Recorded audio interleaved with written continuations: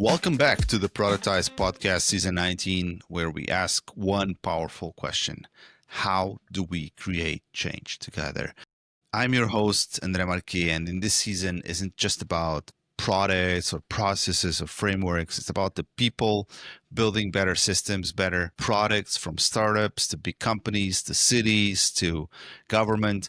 We're talking to leaders who are rethinking how things work and daring to build something better. Today's guest is one of these leaders. Pedro, welcome to the show. It's Thank an you very honor to much. finally have you with us. Thank you. So let me just introduce you to our listeners. Pedro Janeiro is a partner at DesignThinkers Agency Portugal and an expert in service design. Is also an organizational change and human-centered innovation leader from global brands like Coca-Cola, Nespresso to complex public systems. Pedro has helped shape services that actually work for people. This is something we want to state. Workshop facilitator, a speaker, and educator, and this October he'll be co-hosting a workshop at Productized Conference 2025 called Service Design for Public Value. Maybe today we'll get a little bit of a sneak peek of what this workshop will be. Welcome, Pedro. Thank you very much for the invitation. Thanks. So look, let's maybe start with some light teasers. We want to usually start quite light. So you've helped some of the world's biggest organizations rethink about how they serve people. But if you weren't doing this kind of work, what do you imagine you'd be doing instead? I probably being a university professor, I guess. I like working with young people and perhaps helping them to do what I would dream doing, and because there's so much I would love to do, but perhaps helping others to follow some interesting paths. I think that's the best thing I could do. Perhaps even for the future, I might consider that. Another question usually ask people is what's one small change you made in your life that made a huge difference or a big difference? Yeah, I think waking up soon, early, very early. Um, I started to achieve a lot more stuff, and perhaps trying to do very early those things that I think this has to happen in the next 48 hours. And so instead of delaying stuff and procrastinating a bit, suddenly I started to get a lot of things done and the ball started rolling much faster. I was surprised by the impact it had in my productivity and achievements and just making things happen.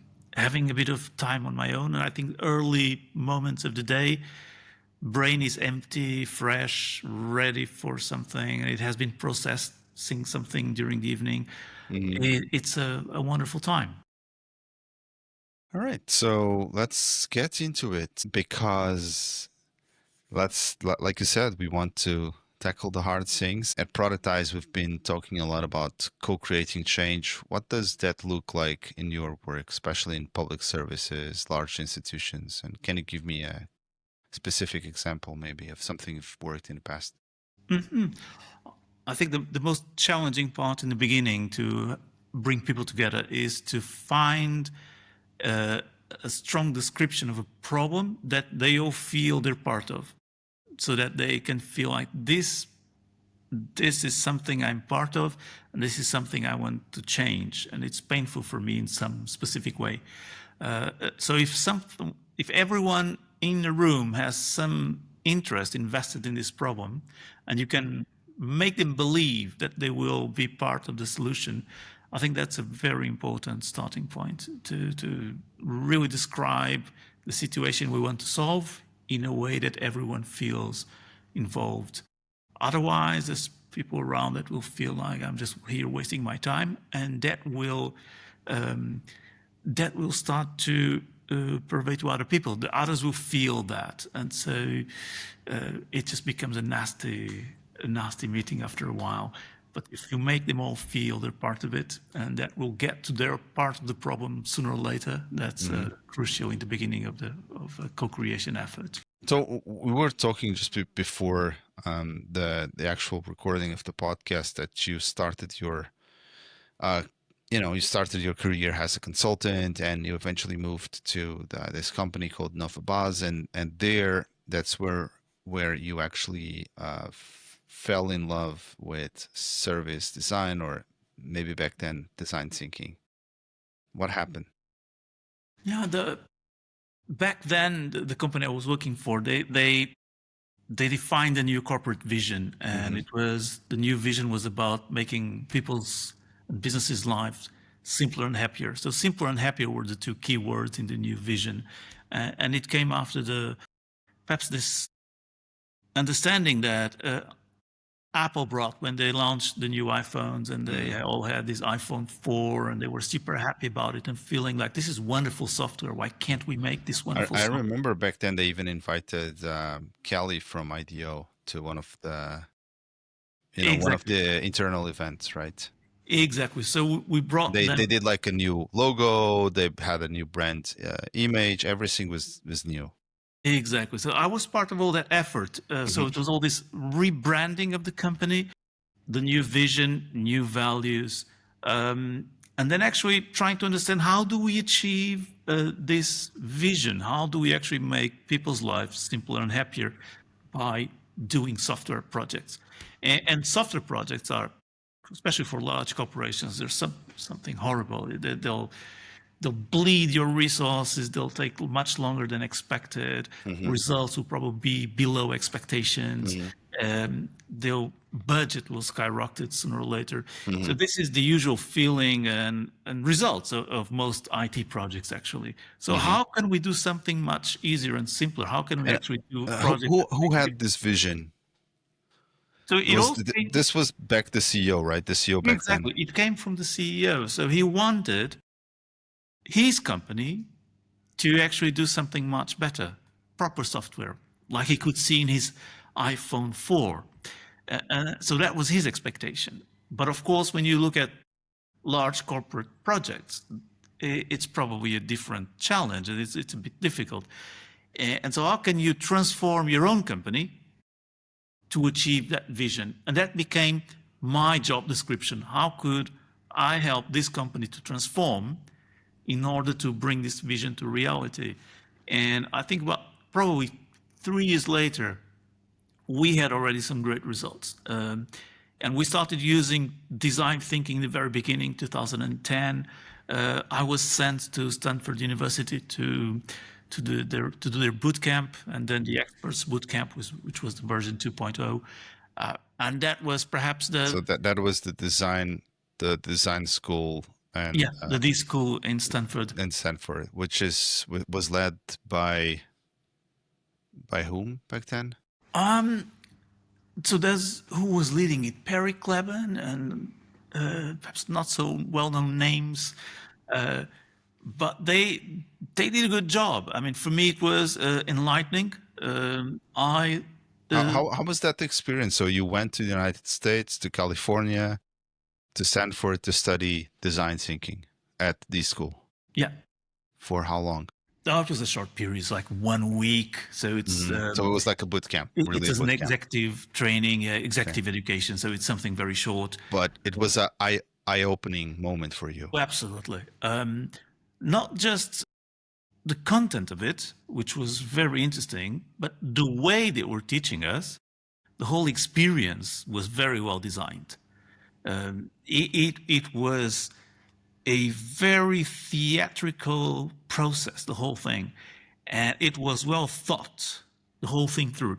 And it felt like we were just transported through this whole experience where you would feel pain along the way and quick rewards. So it was pain and reward, pain and reward.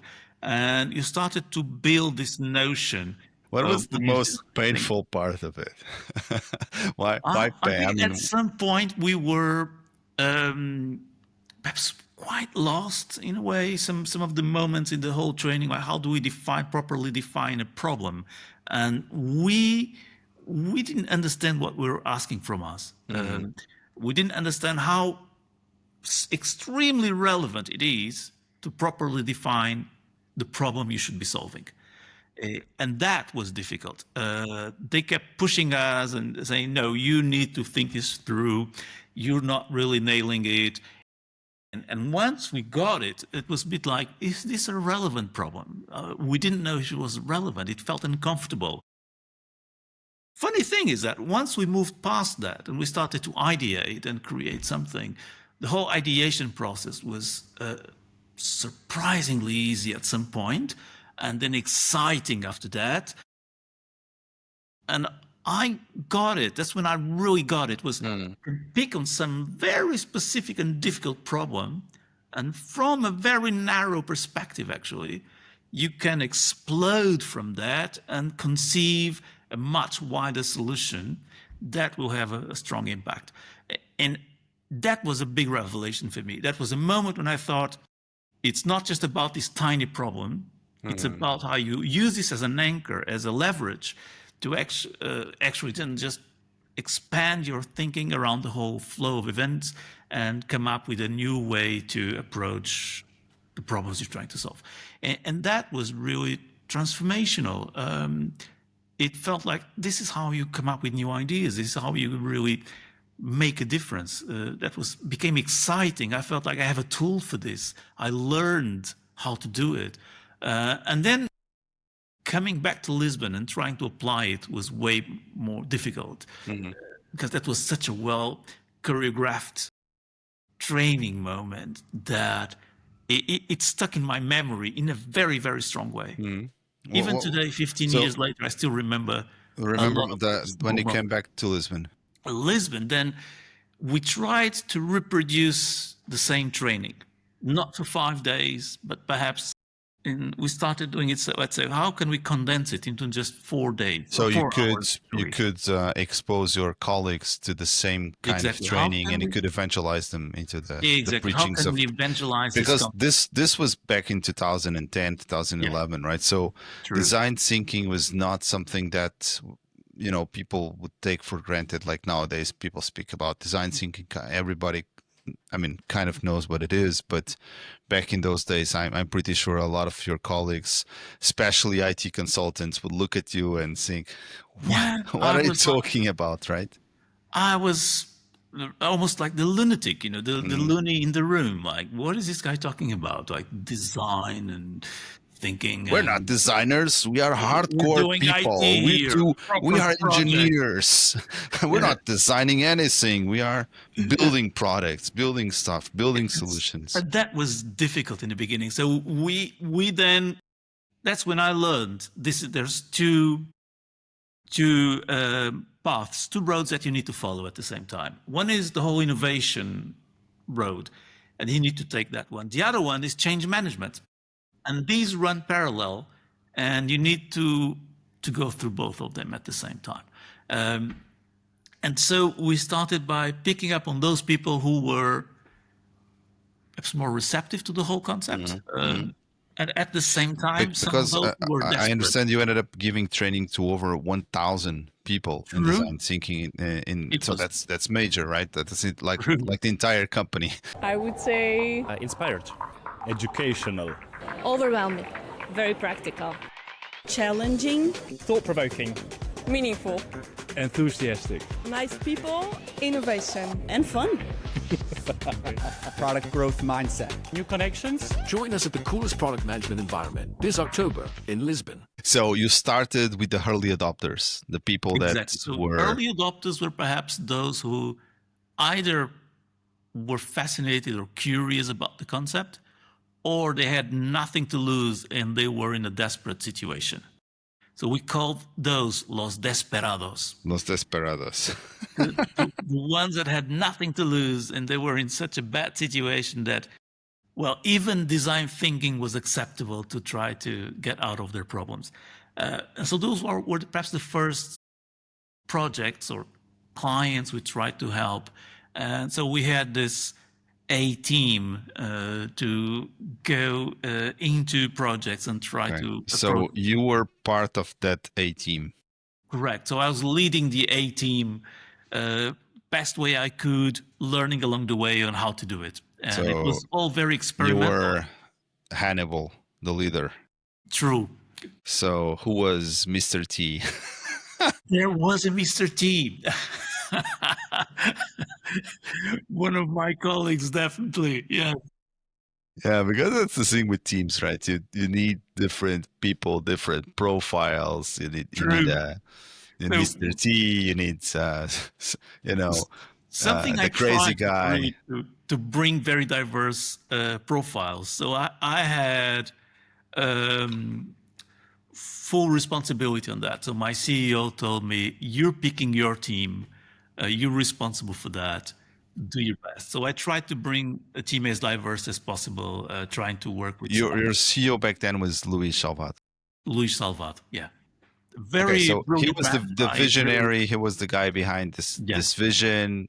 You were the one in charge of putting the pieces in the ground and making sure that the team was the company was ready to embrace this in this case design thinking. Yeah, so I left the company about 7-8 years ago, and I can still say I still admire Luis Salvador for the work he did, and he's a brilliant mind, So- very good fellow. So did you see any projects? So people started using design thinking and frameworks like maybe looking at design in other ways. How did that change the company?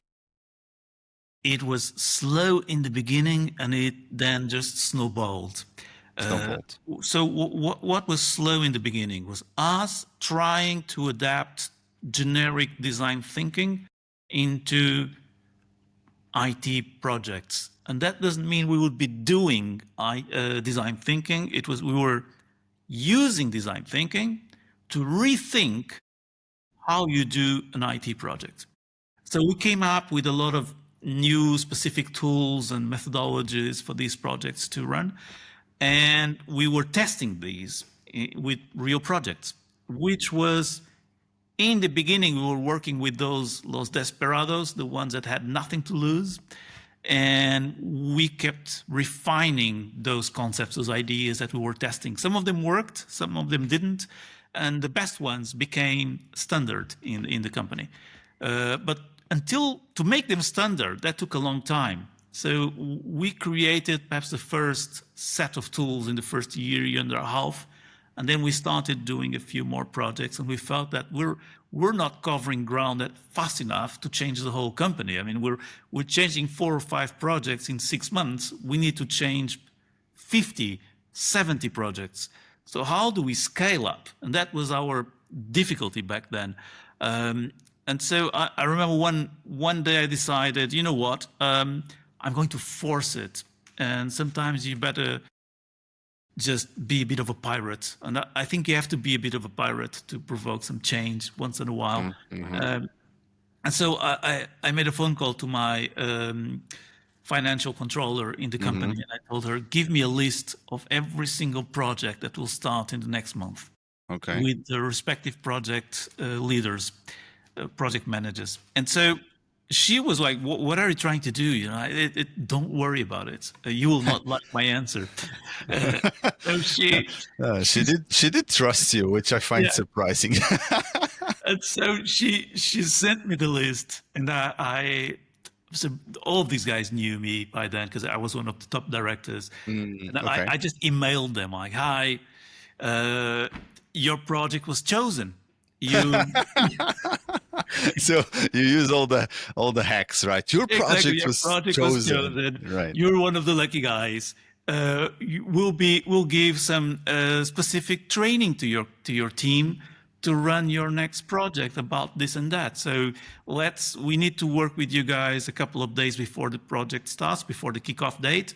And then we'll be with you guys for a few more days, helping you to introduce these new tools.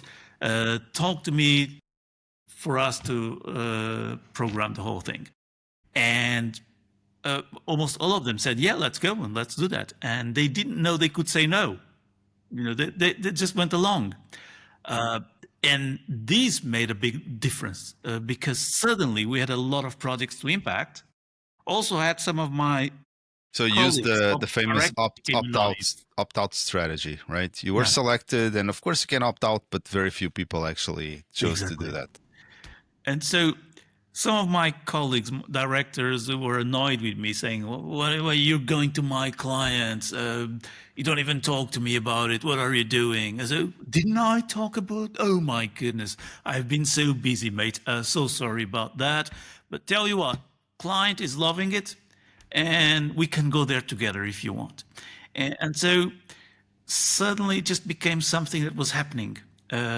Teams were loving it, clients were loving it, and it just snowballed after that, because it's normal in these IT consultancies. I mean, these teams are together for 3, 4, 5, 6 months, 1 year, and then they move to a different team and they take these methodologies with them and they adapt them to their liking, and it just snowballed. And so this was an interesting. Any specific project that you remember where you saw like, wow, I was not expecting this to happen? I think there was one that is, I think it's very close to the concept of productize, which is we got a request from one of those guys who was already converted. So he already believed in these concepts. He saw it happening in one of his clients, and he said, "Look, I have this opportunity. I don't know how to win this opportunity. It's a long shot. Can you guys help us?" And it was implementing the state budget software for Ghana in Africa. And so we were a latecomer to this opportunity. There was a local partner who told us about the opportunity, and so we just ran for it. And we prepared something for this opportunity. So we knew we could do a competitive pricing, but we didn't know how to explain this to a client who had never seen us before. How can you convince a client in Africa 5 hours away by plane that we are the team that you should work with? And our only experience doing this, doing a project to run a state budget, was with Portugal, and Portugal had been Portugal's national account who went bankrupt by then, and very recently. And so our only reference was a bankrupted country. So that's not your best reference. No. But we developed these very large posters explain the whole flow of how a state budget should run. And so we kind of translated the knowledge from our team into a very graphical concept. And we had 3 of these large posters, so each one of them about 3 square meters. And so we brought them to Ghana. The team was explaining that. So you put them on the wall, like a big wall, right? And so instead of using slides to try to convince them we're the best guys, we just showed our knowledge.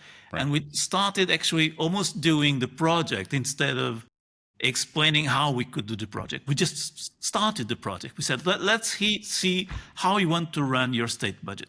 Let's see it together. And so they had a wonderful interaction. They really felt, so the people from the Ministry of Finance, they really felt these guys have the knowledge in detail, and they have it mapped out already in a way that we can understand. And they felt like they have the first third of the project already done. That's the productizing part of it. So we, instead of just doing yet another consulting project, we said, here's the first chunk already made. You just need to validate it. We do the 10% changes that you feel are needed, required for your specific situation, and we start implementing it. And then we showcased it in a small demo, in a laptop, and that just convinced them that we could do the work.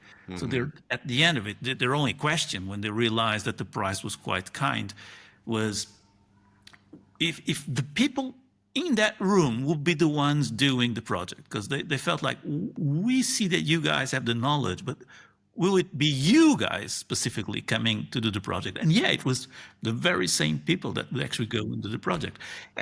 And so they felt that Anyone a project. And so they won and so to this day, about 12 years later, that client is still, so the Ministry of Finance of Ghana is still a client for Novabus. So they're very satisfied, very happy with the results. A lot of products came after that first one. And I think this really shows that if you think about how can you productize a service in a way that you can pack it and actually transport it into a different country to a client that had never seen you before, and you can convince this client that you're the best team to deliver a proper result. To this day, they're still happy. Very good. So you've said before that design thinking is the glue between disciplines. Can you unpack a little bit what does this mean, especially in environments that resist change? How can design thinking work as this glue inside organizations? Sure. So I think perhaps telling an example, it's such a long time ago that I think Vodafone won't mind if we talk a bit about it. Okay, if you can. For Vodafone,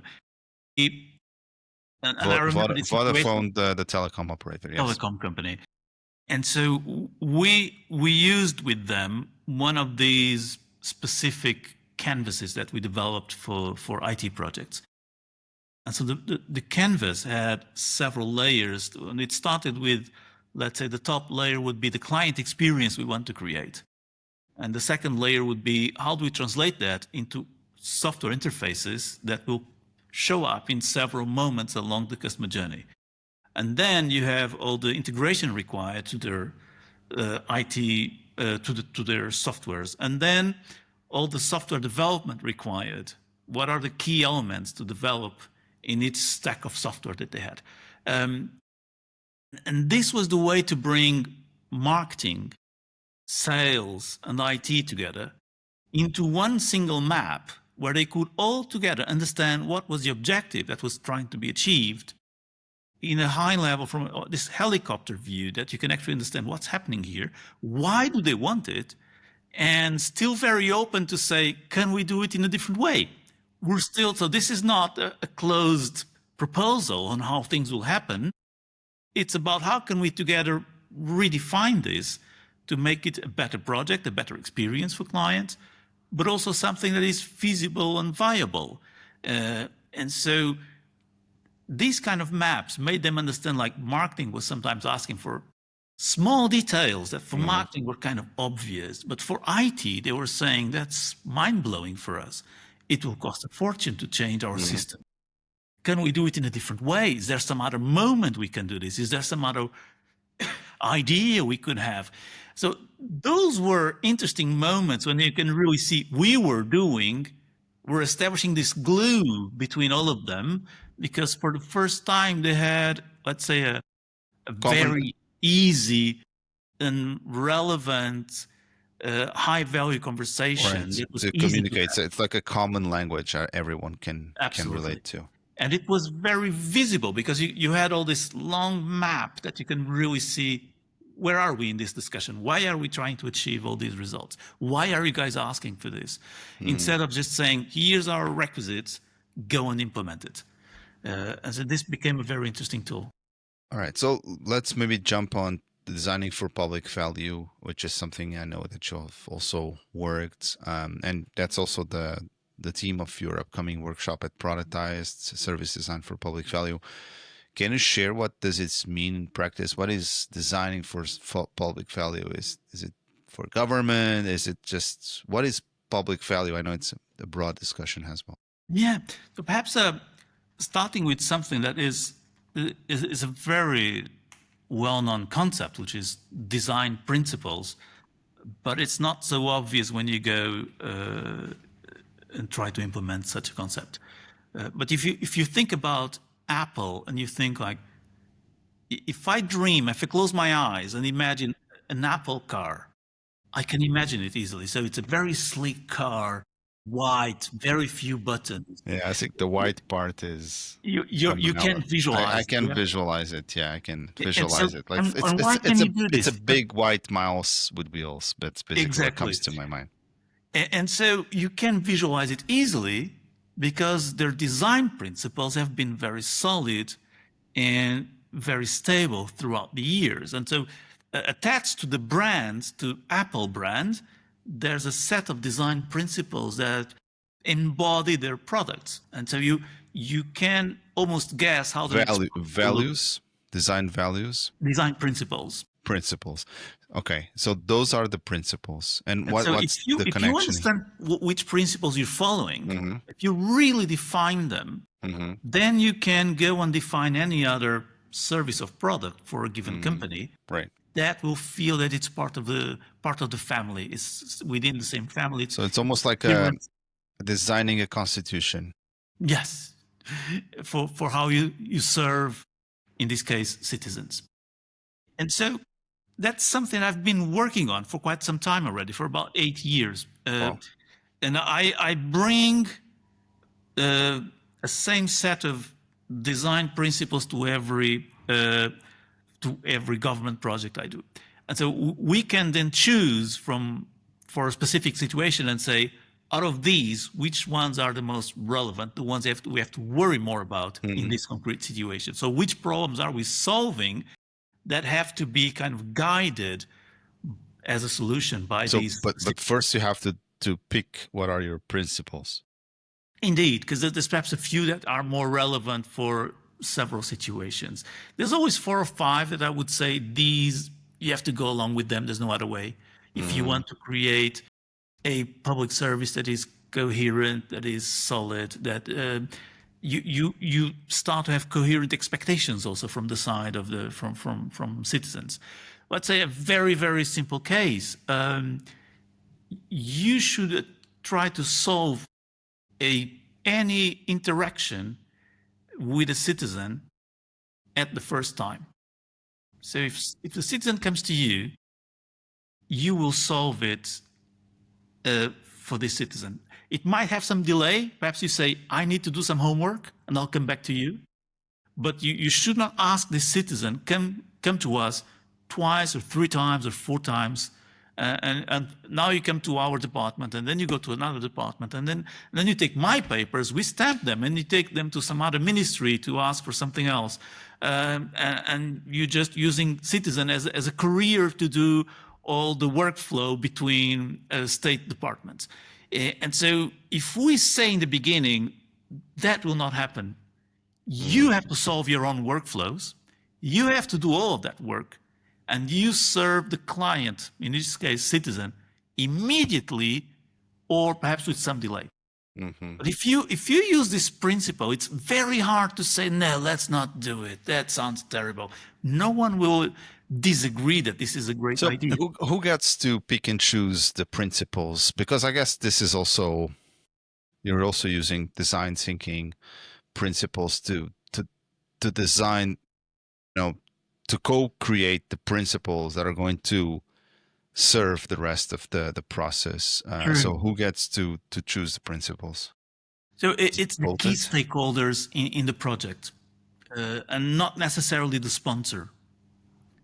Of course, the sponsor has to agree with them. That's the mandatory. Otherwise, we'll have problems with the project itself. Did you ever got the principle that was rejected by the stakeholder, or do you remember any, principle that you were like, okay, this is unexpected?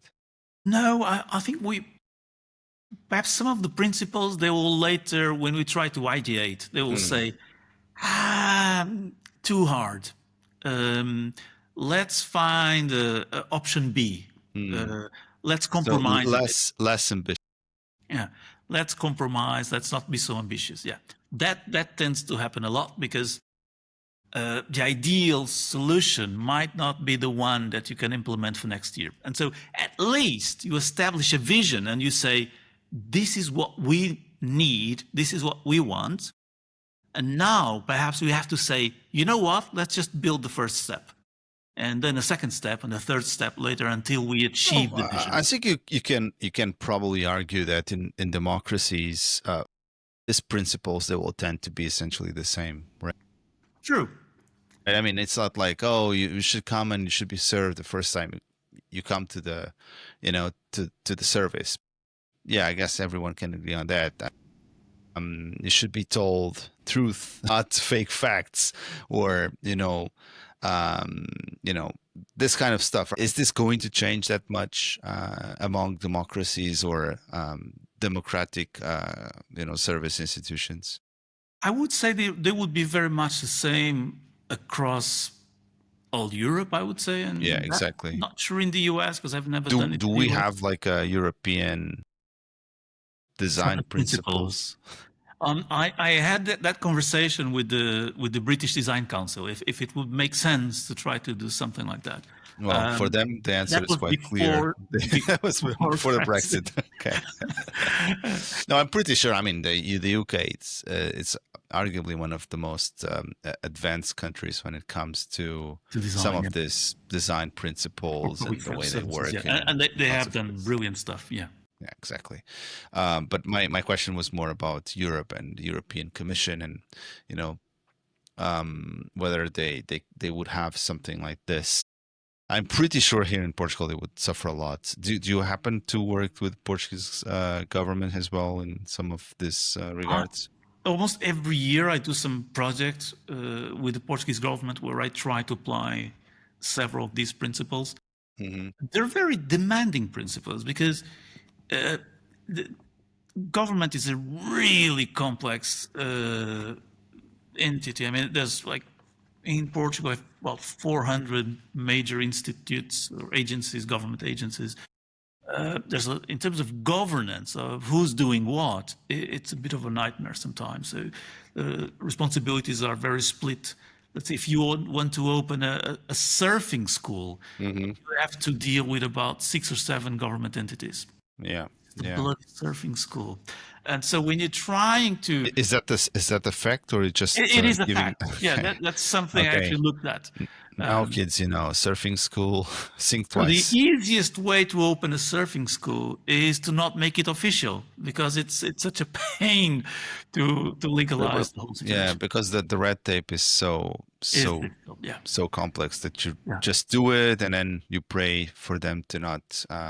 So of course it makes sense that you be legal, but it just takes some effort, definitely, for you. Yeah, I think I was speaking with a big entrepreneur in Portugal. And he told me, and he's in the pastries business. He was, because he sold his business in the meantime.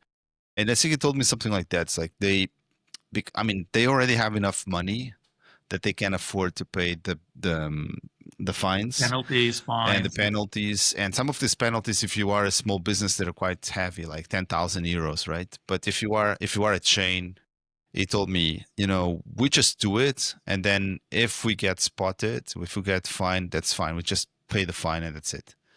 And that's just cost of business, because it's just more efficient. I mean, it's much more efficient than pay 10,000 euros fine and then wait for 3 months, 6 months to get some permit that never comes, right? So that's such a bad incentive. But I guess that what you're going to talk in this workshop is exactly how you can create some kind of institution that is not like this, right? That is more streamlined. So what is this workshop going to actually look like? Yeah, it will be almost like a game. So we'll gamify the workshop a bit. So we'll create some small challenges that anyone coming from different countries will feel comfortable with it. So it might be around education or healthcare. We'll make a few topics where people feel like, okay, this is something I can relate to. I've been through some of these public services in my lifetime. And so they can work together in solving some concepts, but more than solving, perhaps designing the future of, which makes it easier to align expectations between participants coming from different countries. Are you still an optimist? If I'm an optimist, oh, bloody hell, yes, very much. No, I mean, you've been doing this professionally for many years now, and you've worked with several governments, and it has a consultant, has an independent consultant with your own company, etc., etc.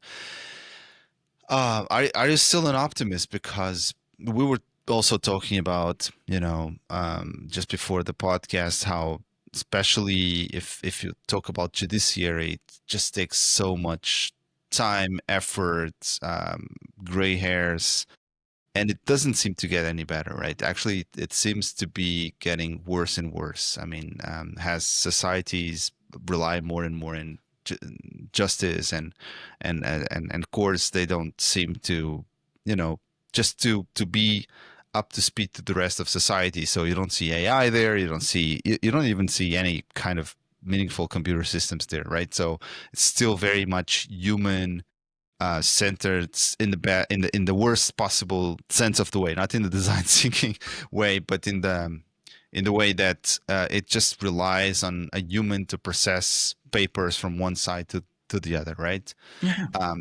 How can you be optimistic in that space? Small real story.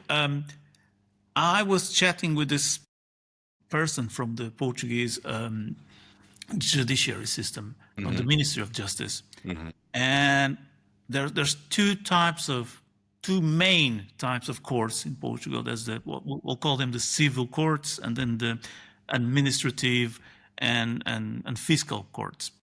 And administrative and fiscal courts is when you are fighting against the state or the state is fighting against you. And so it's about all these different state rules that they try to impose you, or you try to somehow counteract them for whatever reason. And I told them, look, there's statistics around this are horrible in Portugal. Horrible, yeah. So perhaps some court cases might take, in some types, it will be under 1 year to solve the problem. There's a specific type that takes about 4 to 5 years on average. There's one type that takes 12 years on average. There's one type which takes 23 years on average to solve, to get finally a decision, right? A decision, a court decision. And so 23 years. And so the question was, you guys are using citizens' money to fight for 23 years on average these citizens. It's their money that you're using, and you have all of the money that you can afford, and the citizen doesn't have neither the luxury of time, or most of them do not have the luxury of money. So what happens? Most people just give up, right? And so they just give up, right? People give up, or they will die during the process. Exactly. They give up. They biologically give up. Companies go bankrupt. Exactly. So this is very frequent. And so I told, my question was, let's establish like a very aggressive vision, something that would truly shock them, which was, can we, for how might we? How might we, for normal cases? So let's say not a super complicated situation. So a judge might say this goes for the complicated area, but normal cases, how might we get a decision in 6 months and force the whole process, the whole system to go? This whole system to work in 6 months. If you can't close it in 6 months, the decision comes in favor of the citizen, because as a nation, as a society, how do we make it's just statistically more efficient, right? Yeah. If you do the maths, right? Yeah, if you exactly. spend 23 years, do you want to bankrupt companies? Exactly, and in the end, you actually say, "Oh, they were right. Sorry exactly. that we bankrupted you."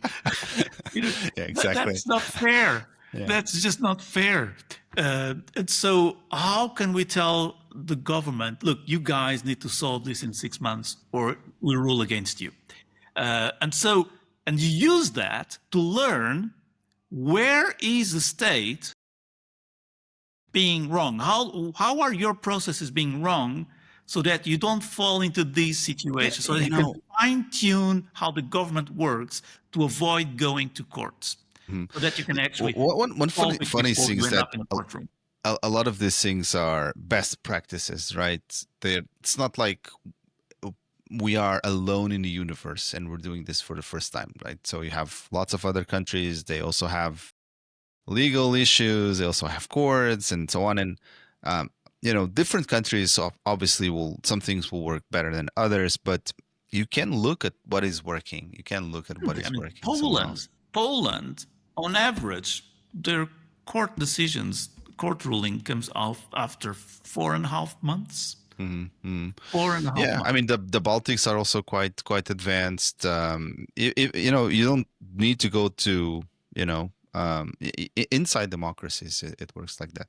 All right. So before we wrap up, I'd love to hear your thoughts on this. If you could give one piece of advice to someone trying to create change inside a resistant organization, let's not put any names, but you can guess who they are, what would it be? And here the advice is for that, maybe it's that Pedro Janeiro from back in the day to 2011 that was trying to do.